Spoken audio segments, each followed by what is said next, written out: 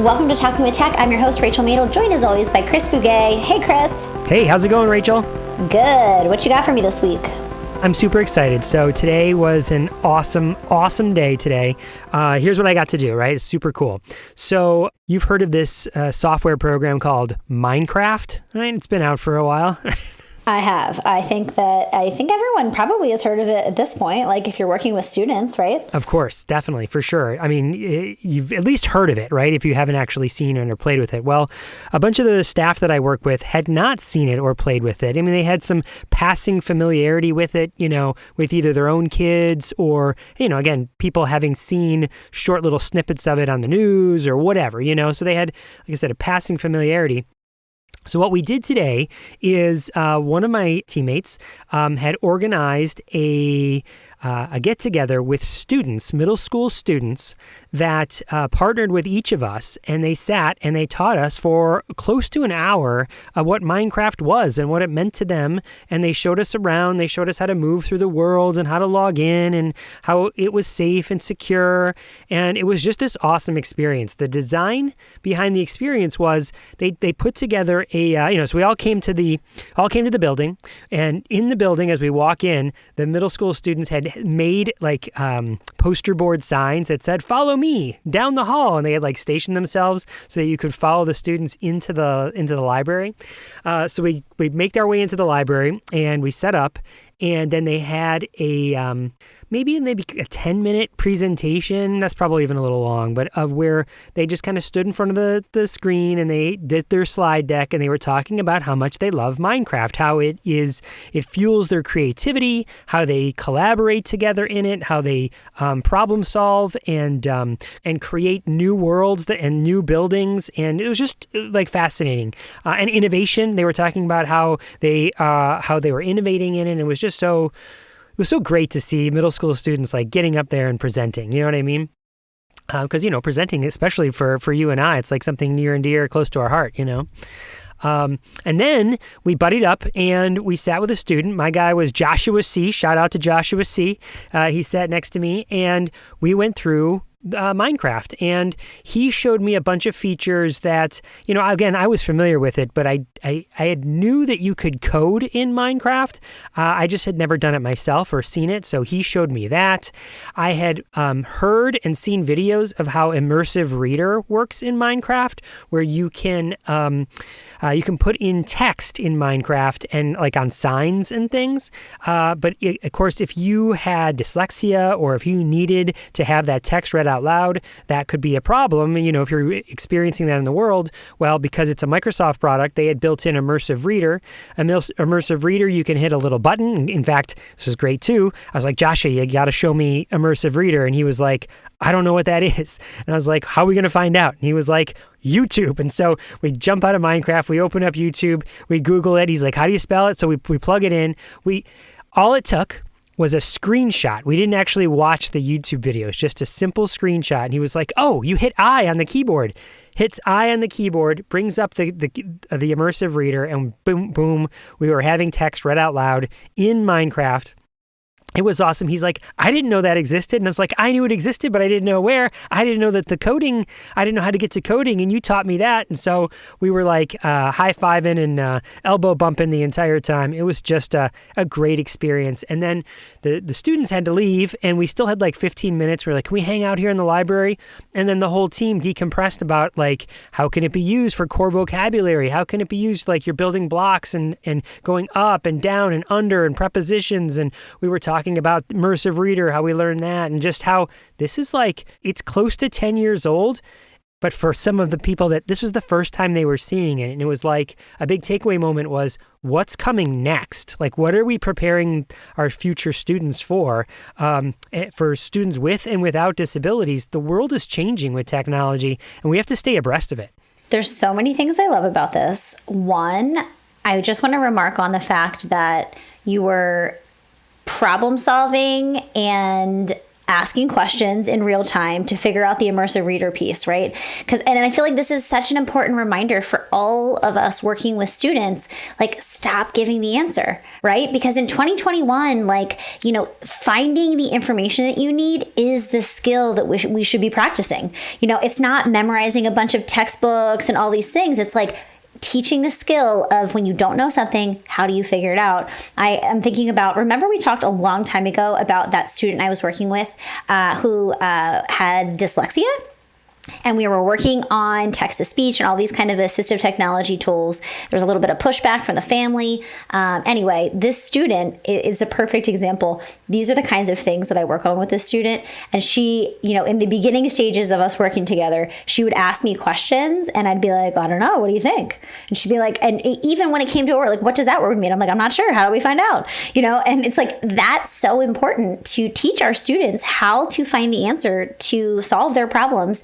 We're teaching such an important skill there. So I was thinking as you were sharing that story, what a great example of how to not just give the answer, Well, it's funny you say that too, because that was one of the things we were discussing afterwards. Someone who was not really familiar with Minecraft, but knew of it as a video game. They never realized that it was a sandbox video game. And I'll explain that in a second. What this person was saying was, thinking it was a video game, my familiarity with video games is there's a start to a story, you move through some sort of story, and at the end, you've won the video game, right? Not that most people get to the end, but that's the idea that it's a linear path. Well, Minecraft is a sandbox game where there are story modes where you can go through stories, but this was not that. This is you land in a world and you can build and fly and pretty much create anything you can create. And the feedback was that kind of blew my mind because it felt very overwhelming to someone who never, I can create anything. And that's why I was like, well, think of it like a sandbox where, a little kid sits in the sandbox. You don't say, all right, now it's time to build this thing, right? You build, you start building, you start making, you start creating. The limits of your imagination are your only confines. Exactly. The other thing I love about this is, there was an authentic purpose for this exercise and activity, and it was intrinsically motivating to everyone who participated, which I feel like is such an important thing that I think we forget. In education, we're like, oh, okay, do this worksheet or do this thing, or I'm teaching you this skill. It's like we can embed this kind of learning into things that kids actually care about, and kids care about video games in 2021. So we need to be thinking through that lens when we're figuring out our lesson plans and how we're working with students.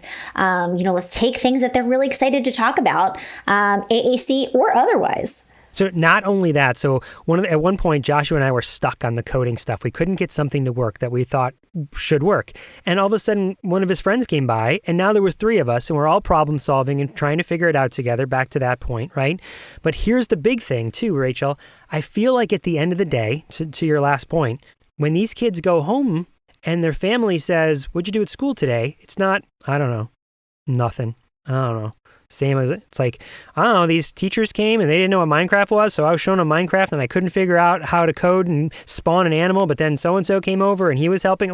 Suddenly there's an excitement and passion because you were authentically doing something with your time, which is, it's the crux of pretty much every presentation I do is how can we make learning more authentic for kids? I love it. Chris, I wish I was there because I need to learn a thing or two about Minecraft. I know all my kids are obsessed with it and I just need some practice. I need some practice getting some familiarity. Tell Josh to call me. So let's see. What are we talking about today for the interview? Oh, this is great. This is with Michaela, who is our audio engineer. Hello, Michaela. Michaela had reached out to me because she was considering certification, which might be foreshadowing for a conversation coming up, Rachel, on the podcast. I hope it is. But she was thinking about certification in the assistive technology realm, and she wanted to pick my brain about that, having worked in assistive technology for years. She wanted to get my feedback on what I thought about certification. And so, it's hard when you're trying to navigate your professional world, right? Do you jog left or do you zigzag right? This is a conversation about AT certification.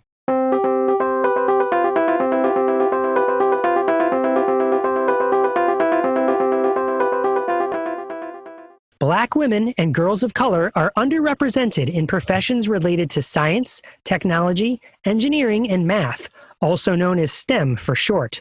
Imagine the impact changing this fact could have not only on the lives of Black women and girls of color, but on the world as a whole.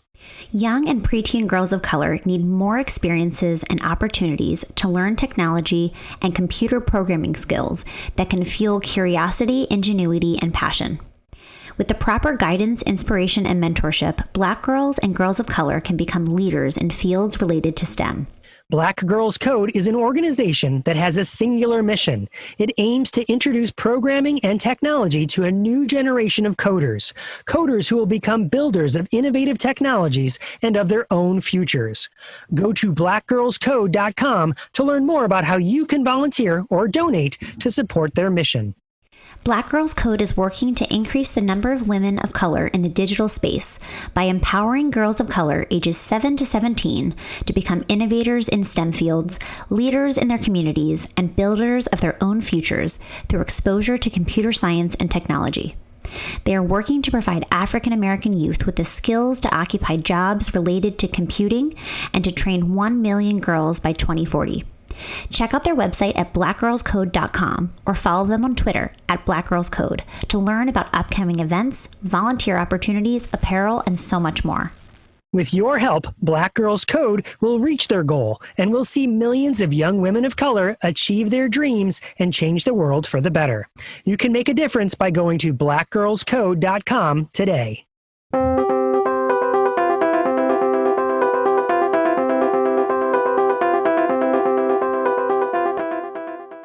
So, Michaela, what do you want to talk about? I want to talk about AT certifications. Yeah, what are you thinking? Well, there's another classmate of mine who he's kind of following down the same path I am.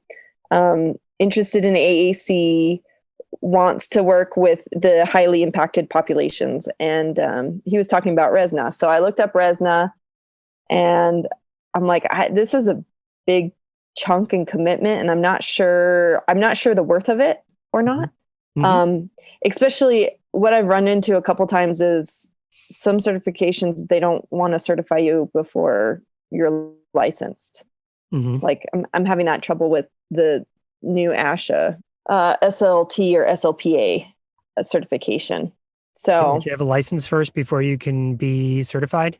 Well, and in regards to that one, you have to have very specific hours, even though it's like in Utah, you have to be on the track receiving those hours. So they have two paths, but one you can enter at a different time, basically, in your career path. So it's running into that a little bit with a lot of the certifications. Can I ask you some questions? How close are you to be to graduation? I'm a year and a half.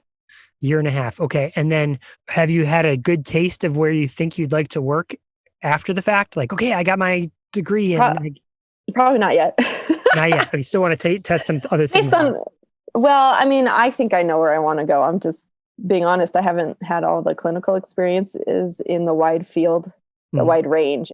So is your thought, like when you're thinking, are you thinking like long-term, like RESNA? Okay, so in a year from now, what kind of next? What certification should I be pursuing? What should my next professional goal be after I've got my degree? Is that like your long-term planning here?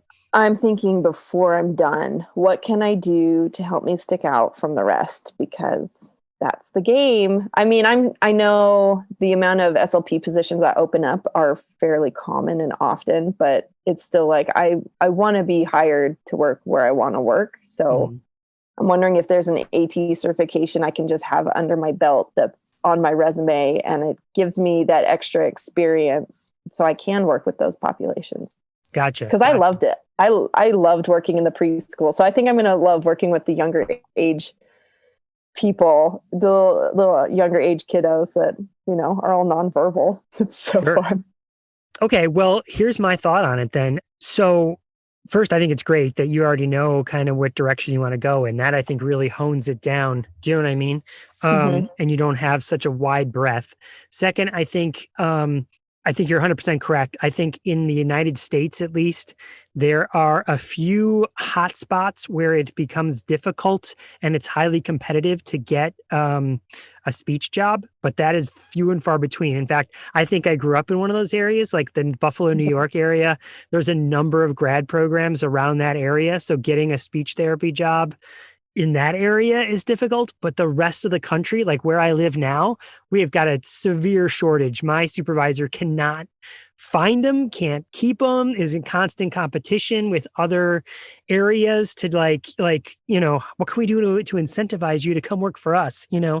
So I would not be I mean, I know it sounds so weird because in grad school, it seems so competitive. At least it did back in my day. I don't know if you've had that experience, but in my day, it was like, we have to be in the top percent because, you're trying to I don't know what, I don't even know what I was competing for. It was just that sort of culture Yeah. of like, you got to be the best of the best for some reason. So do you feel like where you want to work? I'm guessing you're not moving out of where you currently live, right? I mean, or is No. the world your oyster? Like, hey, the whole family's going to move because I. No, we're in Salt Lake Valley.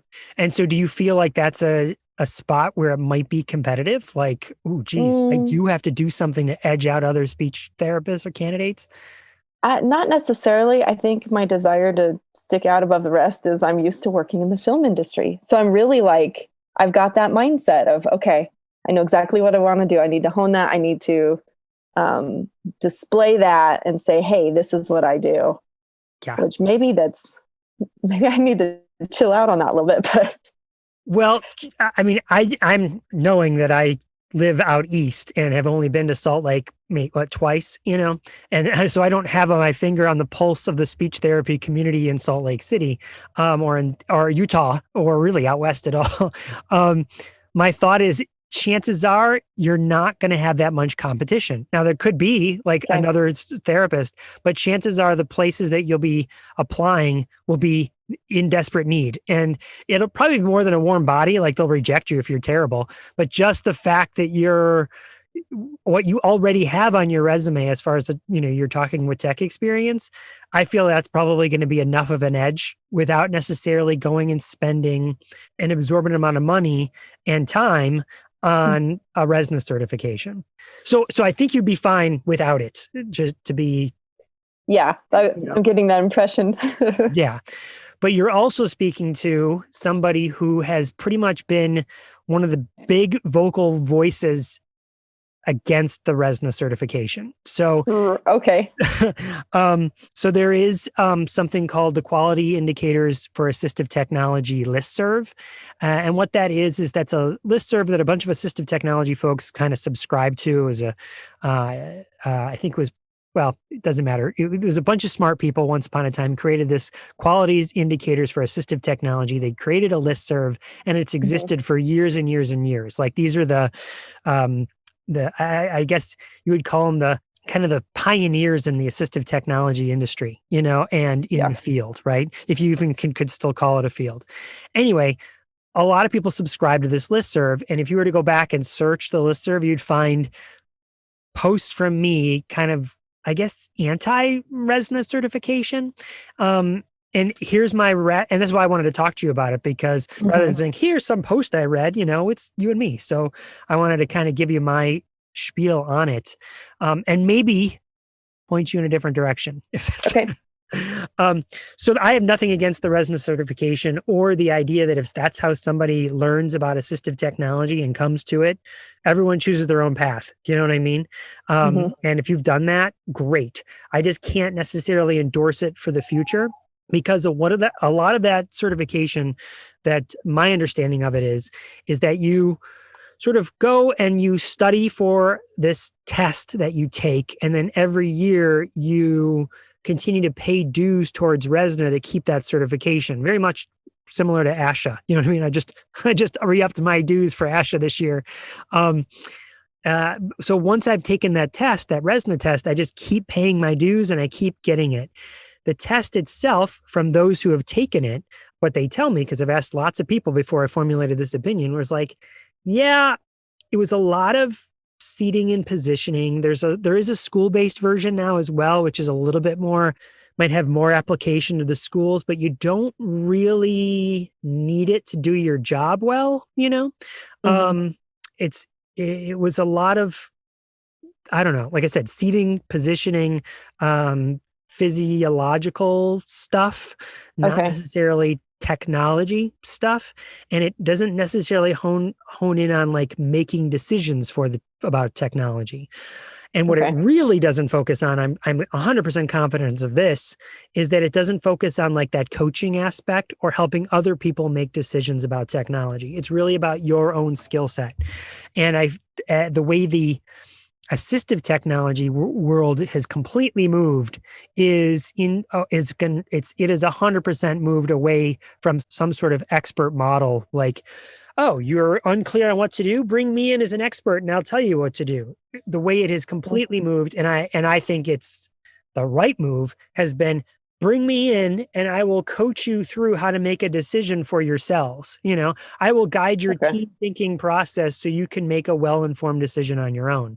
And the RESNA certification in no way, I don't think they'd even endorse themselves as someone that does, as an organization that facilitates that. It's all been about this expert model. So, questions? No, it sounds like it originally maybe bridged the gap between SLPs and OTs and PTs, maybe more so OT. Yeah, I think back in the day, maybe it legitimized some of the practices that were happening, Yeah. And I think it might only be California that says, like, if you want to do assistive technology, whatever that means. I mean, there's a federal definition of it, but like, what is it? Who's certified to do assistive technology? Those of us on that quiet listserv, most of us anyway. My previous book has all been breaking down those barriers. Like, no, everyone knows something about assistive technology. It's sort of a myth that there's some sort of expert in it, Yeah. Does that help? Yeah, it does. It's good to hear a perspective about what RESNA really is. So while it might look good on a resume, it may not actually be that beneficial for the cost and time.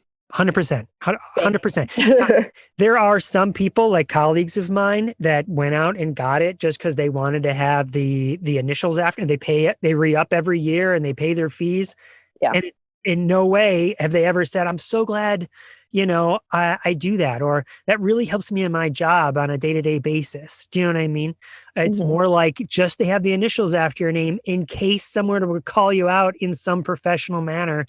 You can have these letters after your name, Yeah. Have an ATP, I remember at ATIA one year, maybe like 2 years ago, the huge buzz was about coaching and facilitation. And that's what we all sort of recognized, like that's where we needed to move. And yet the number of people getting RESNA certifications was never higher. And it was just this complete clash between where we're moving as a field and this kind of old legacy of like certifications. In general, Michaela, again, this is just my own bent here, but I'm sort of anti-certification. Like I went into those interviews, like we did with Katja Hill and the whole AAC certification that's coming out. Really, I try to keep an open mind, but mostly it's like, what are we, you've probably heard me say it. Like, if you haven't seen the King's Speech, that's pretty much sums up my feeling for certification. Have you seen it? Do you know? I've seen it. Yeah. The guy doesn't have his certification, he just did his research, knows the evidence, knows what works. And I think that also speaks to like all the parents we talk to on this podcast, how many of them do not have degrees in speech therapy, who did not go through any sort of certification process and know tons more than the people that did go through those programs. Do you know what I'm saying? Yeah, totally. I mean, that's like the embodiment of film. Really? Like you could go to school and not really learn, but if you get it's notorious for that. Because I attended a film program at the school I was attending, and it doesn't mean anything to attend that. And then you get the experience on set. So it makes sense. Where I might suggest you spend time instead and spend your dollars instead. One, Rachel and I always say this behind the scenes. If I could go back to when I was in grad school and I could take electives, I would Mhm. totally be taking business electives. I would Oh, yeah. love know more about business and what I should be learning about business. Now that said, like I can get that. I can go take my own courses or listen to my own podcasts. I can still do that, but I would love to have a minor in business or and I could be barking up the same tree like, well, Chris, why? You know, there's probably a bunch of business SLPs would be listening to this later and being like, no, Chris, we didn't learn anything in grad school. We learned it all on the job. You know, it's like maybe the same thing. Yeah. Still, I wish I could go back. And I mean, I guess I still could, but you know what I mean? Like if I was in it, I'd be learning about business. Hmm. The second thing, if I were you, like, okay, I want to make sure I edge myself out. I would totally be looking into one of two directions. One would be ed leadership. Like, hey, I got my administrative degree or I got credits toward my administrative degree in education. Even though you might be thinking, Chris, I have no interest in, I just want to do some therapy right now. I Hmm. guarantee you 3 to 5 years into the profession, you'll start to be thinking, okay, what's next? What do I want to do next? You know? Okay. Okay. So Good to- having some of those in your back pocket, like, you know what, I got a taste for that administration, or invariably you'll work with administrators and you'll be like, man, they really inspired me, you know, or Mhm. they were terrible. I think I could do a better job. You know, like one of Yeah. those two things will happen. Um, but I feel like that is often a next step that a lot of educators take is, hey, could I be, you know, could I be the preschool administrator of this program? You know, so having steps in that direction, I think could be nothing but good for you. And Okay. the third thing that you might be considering is just ed tech. So not necessarily assistive technology, but just educational technology. I use that knowledge and that stuff 1,000 times more than I use assistive technology, if that makes sense. Yeah. Assistive technology is so specialized. And if I know ed tech, then I can also kind of get the assistive tech. Like, oh, kids who are learning to read and they are having to spend more time doing that and they might need different technologies. If I learned about ed tech, I would know how to help them, you know? Yeah. Um, Okay.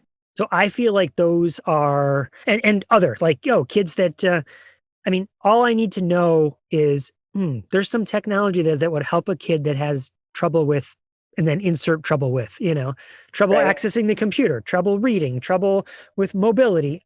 If I have a decision making process and I know about looking for technology, then I'll be able to do that. So I think ed tech is your best, and it's a more global. Here, I'm wearing a shirt that says Inclusive 365, right? But I feel like Yeah. that's where our profession is going and the world is going, is thinking Mhm. about inclusion. So having a special ed background and into bringing into ed tech, I just feel like it's the way to go, you know? Okay. Cool. So does These are that give you, great.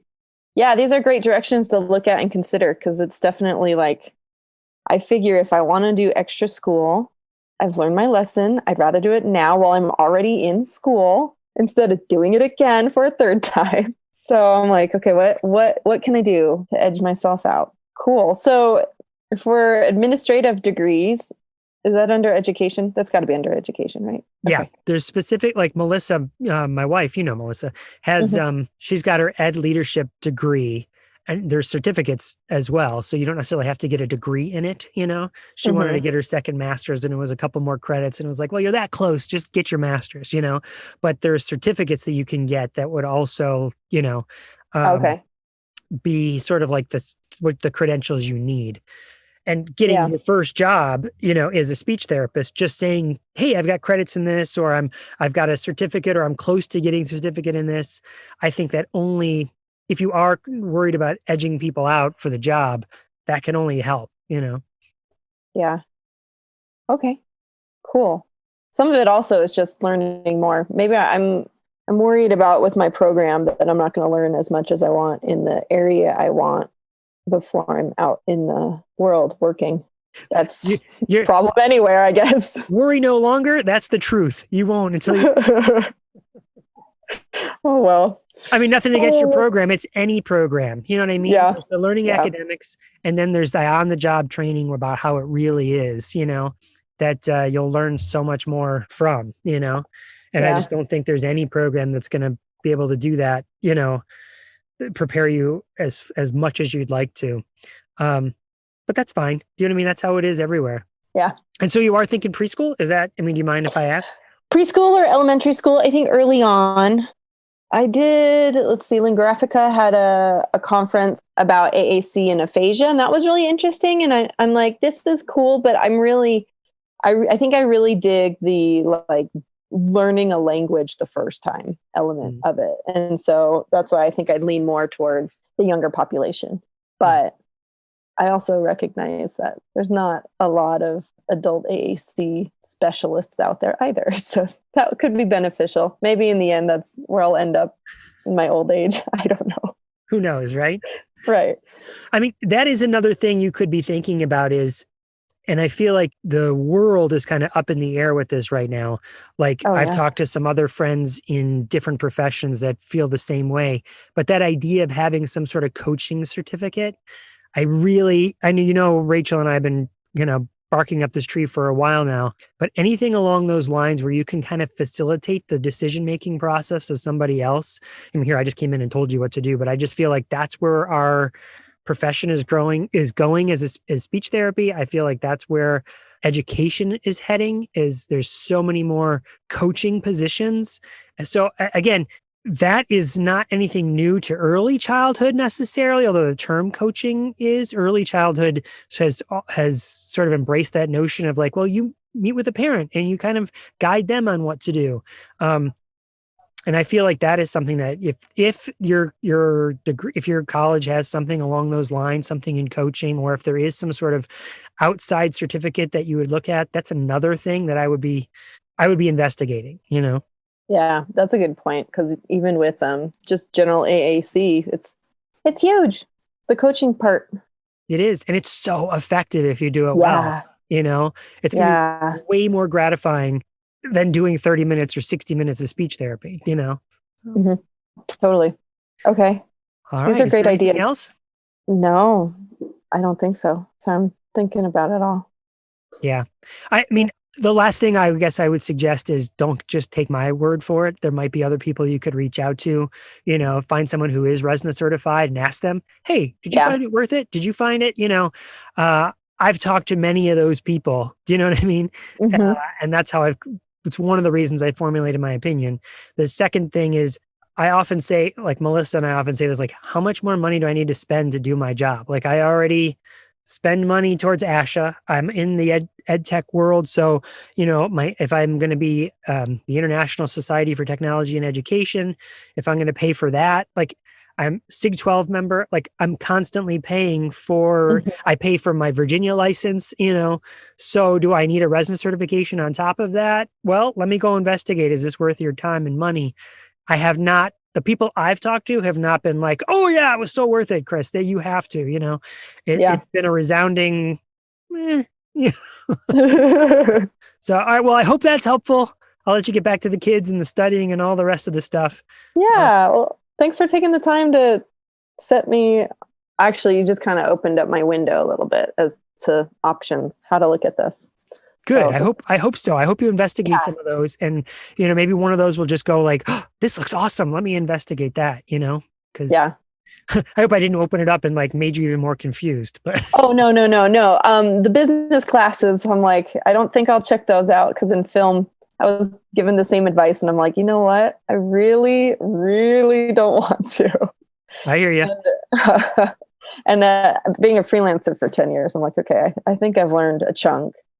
But that coaching certificate and then the leadership, ed leadership, I think that's a really good idea. And it also seems very applicable, maybe more applicable than an AT certification. So I think you're going to find that. Those sound great. Great. Well, hey, keep me informed, of course. Okay. And we'll talk soon. Happy holidays. Same to you.